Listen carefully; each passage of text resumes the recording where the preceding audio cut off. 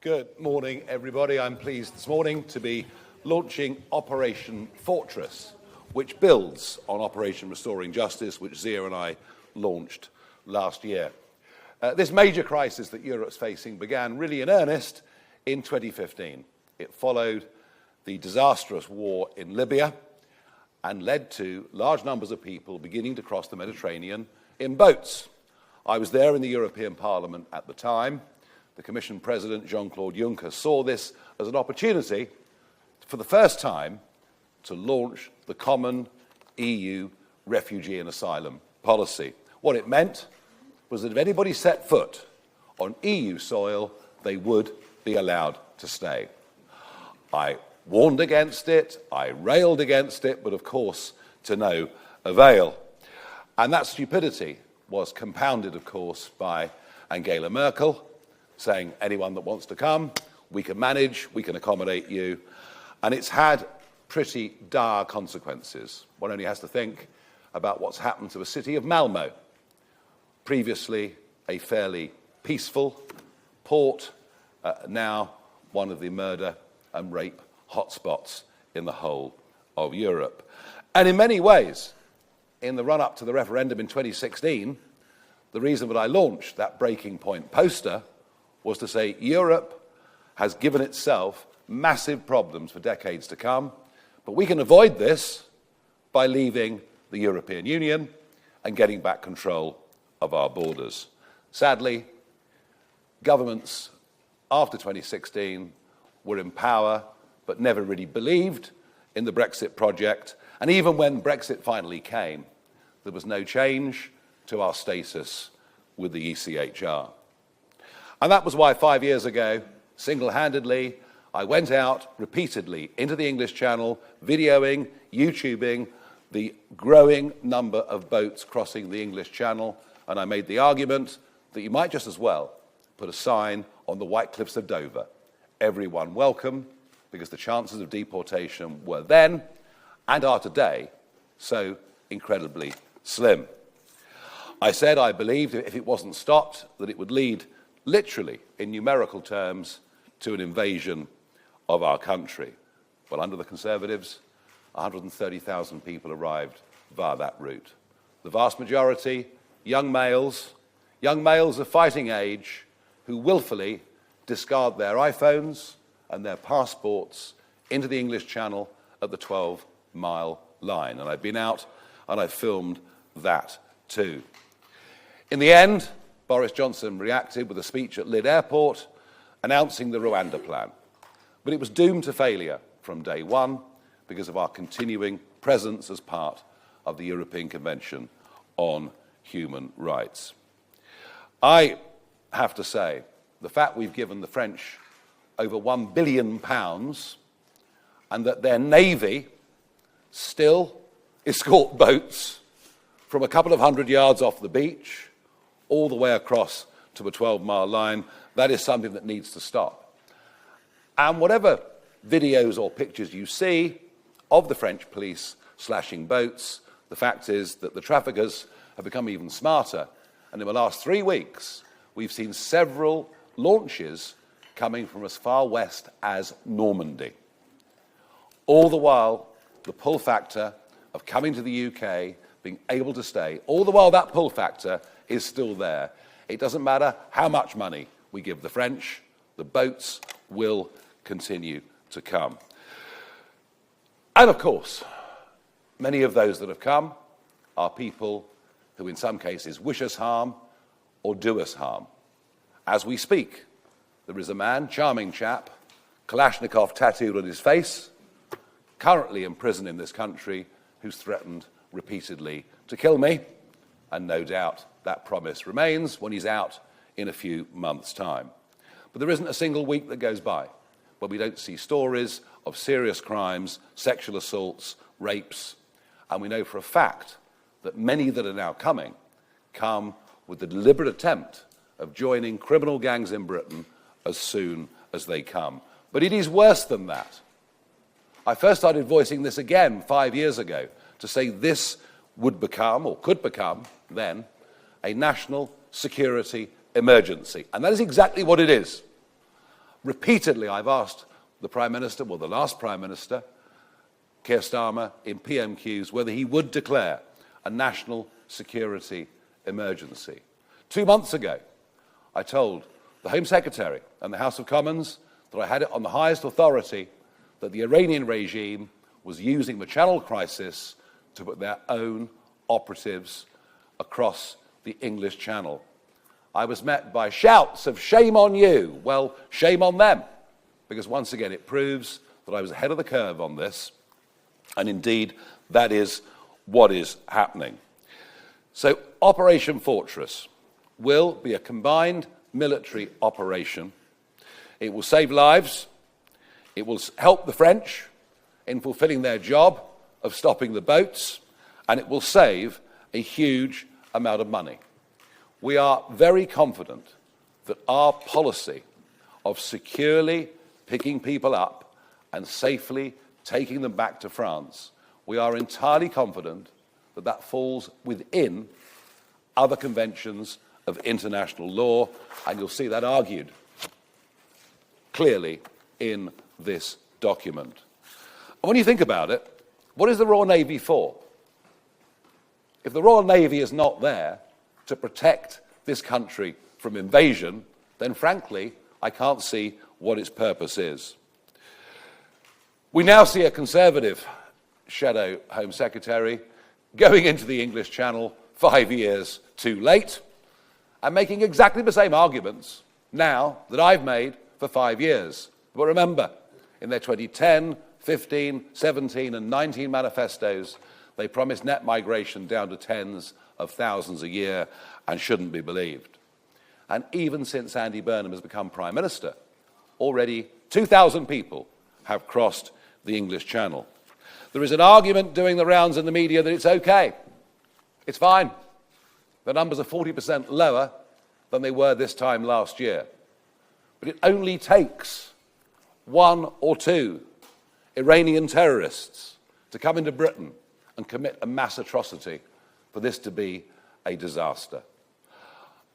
The Australians faced all of these problems many years ago.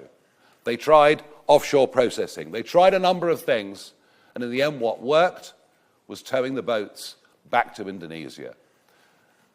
And since then, hardly a boat has landed in Australia. I am entirely confident that under a reform government, within a fortnight, there would be no more boats. And whilst this issue may not be uppermost in the minds of many in Westminster, I can tell you out in the country, it is. And that comes down to a simple point: fairness. What is fair? What is right? What is wrong?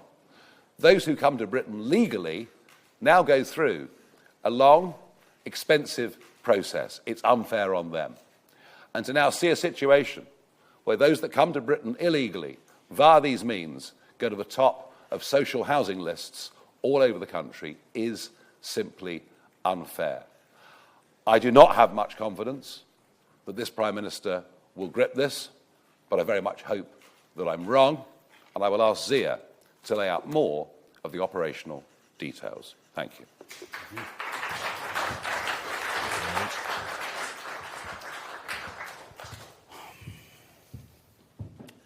A nation that cannot control its borders is not a sovereign nation, and Britain is being invaded.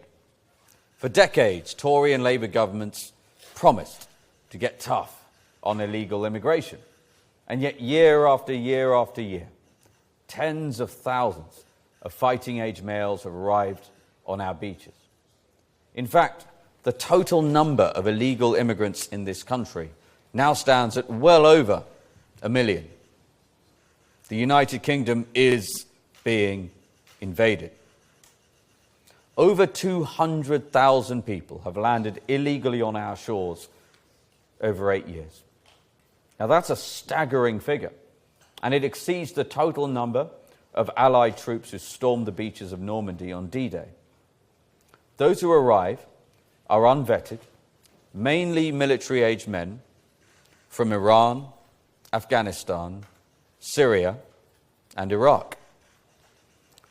Now, they have been rewarded for this by a political class that puts them up in hotels at the British taxpayers' expense, given free meals, free healthcare, free TV licenses, and even free trips to the safari park and to the cinema. I never forget, as Nigel said, that it was the Tories that allowed 130,000 to arrive. Labour is simply continuing their betrayal.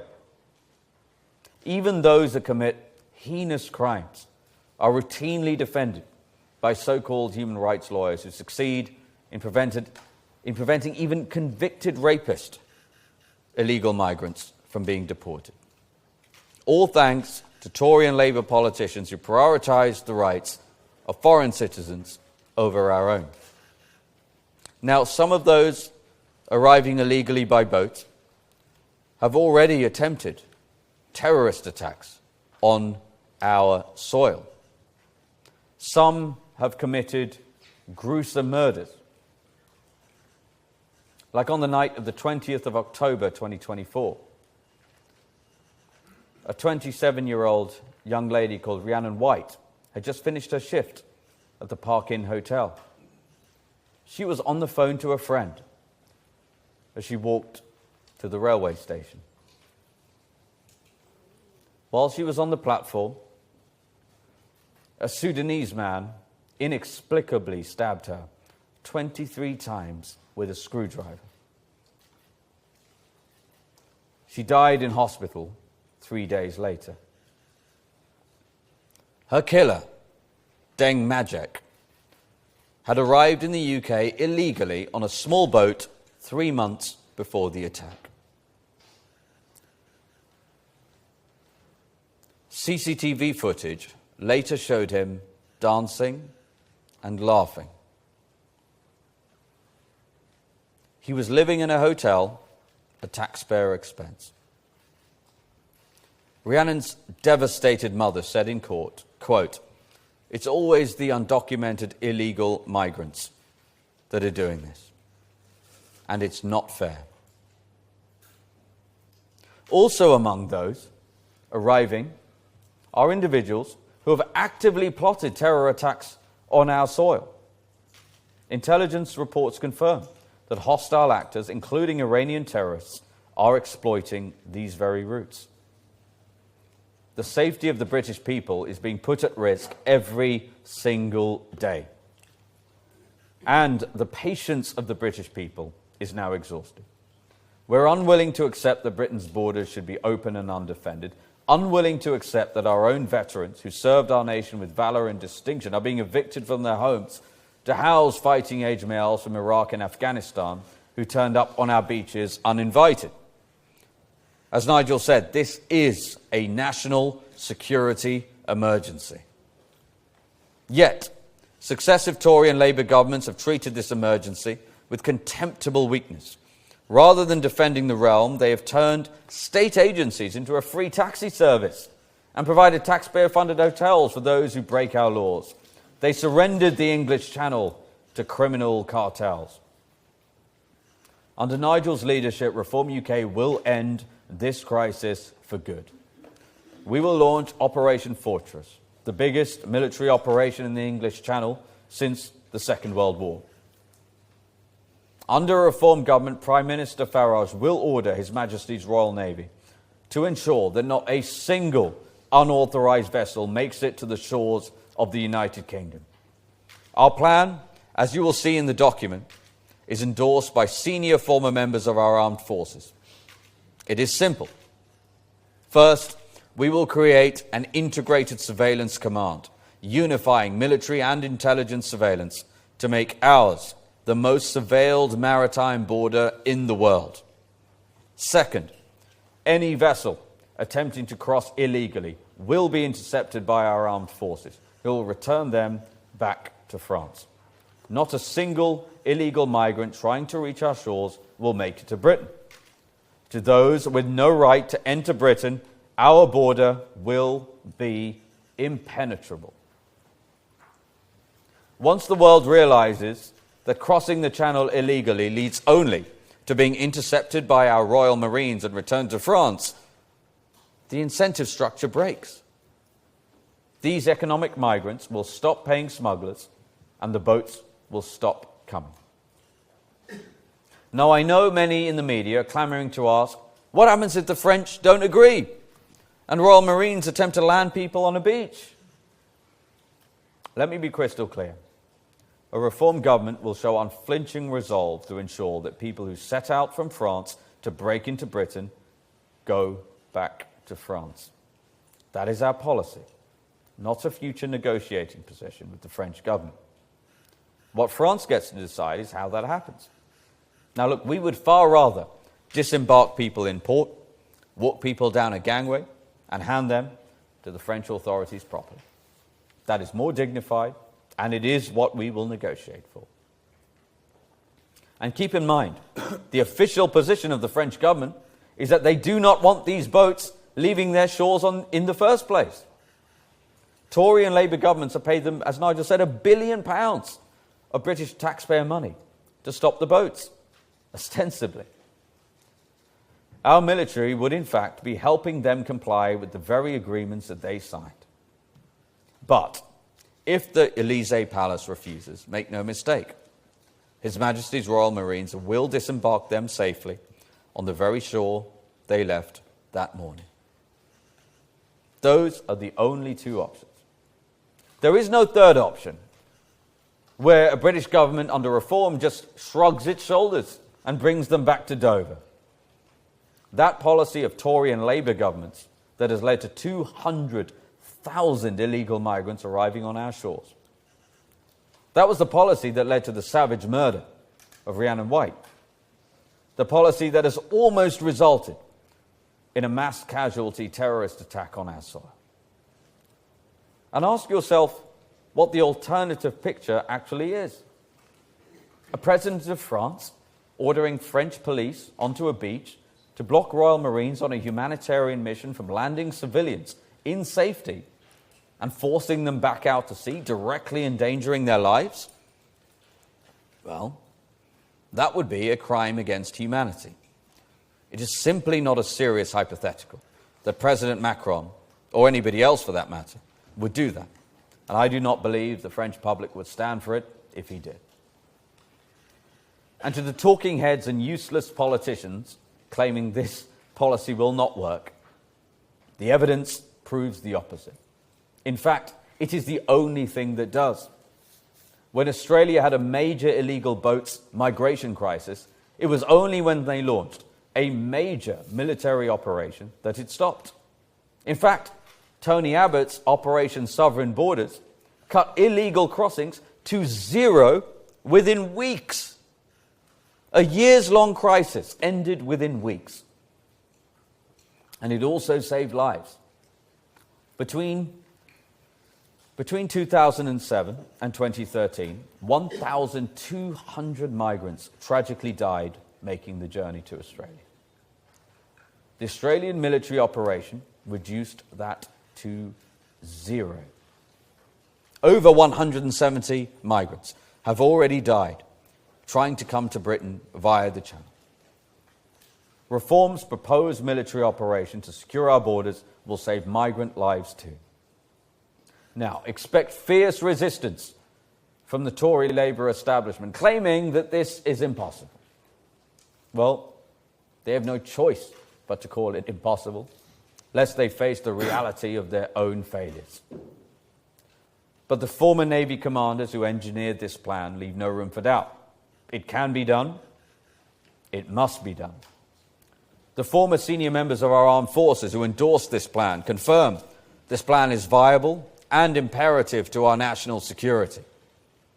This is how we will stop the boats for good. Reform will end the invasion of Britain. Reform will put the British people first. Thank you.